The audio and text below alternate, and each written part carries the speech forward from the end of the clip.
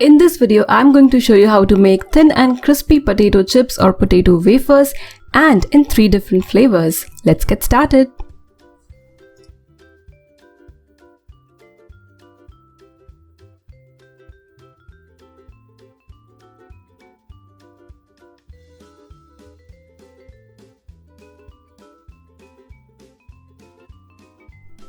Here I've taken 3 big sized potatoes. Each potato is approximately 250 gram. The skin should be thin and the potato should be soiled. And this is how you would get good potatoes for your potato wafers. You need to make sure that you are not using the waxy and shiny potatoes. So that's very important. Now similarly peel the rest of the potatoes. So you need to keep potatoes in water in order to prevent oxidation or potatoes turning black. Here I've got a slicer. You need to use thinner slicer, the thinnest blade.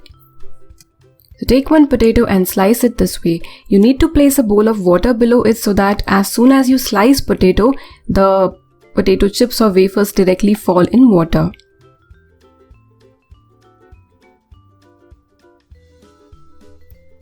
Here I've sliced all the potatoes, so you can see the wafers or chips are nice and thin. This is what we are looking for. Okay, let's move ahead.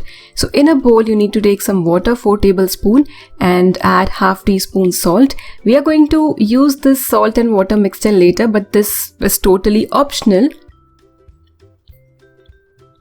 Before frying the chips or wafers, we need to dry them.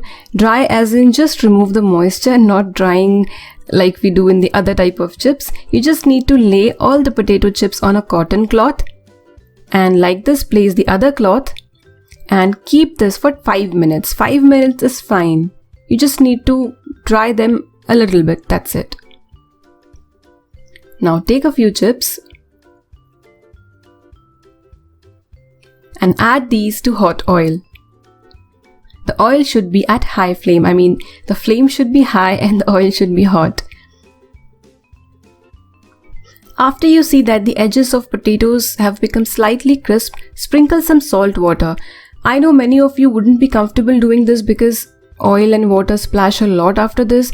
I normally prefer to stand away meanwhile this is happening, but you can completely skip this step. The advantage of adding salt water is that the potato chips or wafers would be very well flavored with salt and you wouldn't have to add salt later. But this is totally optional. And in this recipe, it's very important to choose right type of potato. If you use shiny, waxy or older potatoes, your chips wouldn't be good.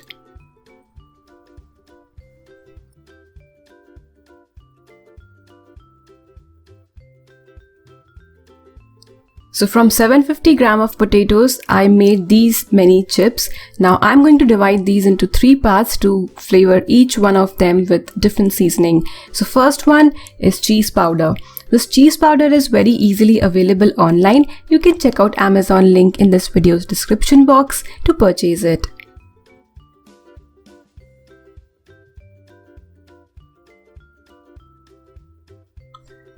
So add as much cheese powder as you like and toss this bowl really well. Do not use your hand to mix, just toss the bowl. Otherwise you'll end up breaking the chips.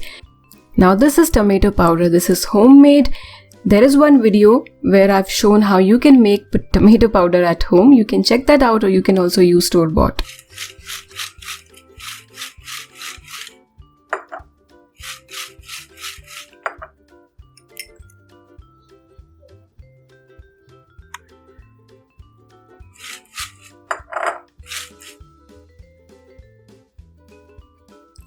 For the next flavor, we need half teaspoon red chili powder, half teaspoon chaat masala, 1/4 teaspoon garam masala and half teaspoon powdered sugar. If you would have noticed, I have not added salt anywhere because I used salt water while frying. But if you do not use salt water while frying the chips, you would need to add some salt in all the seasonings.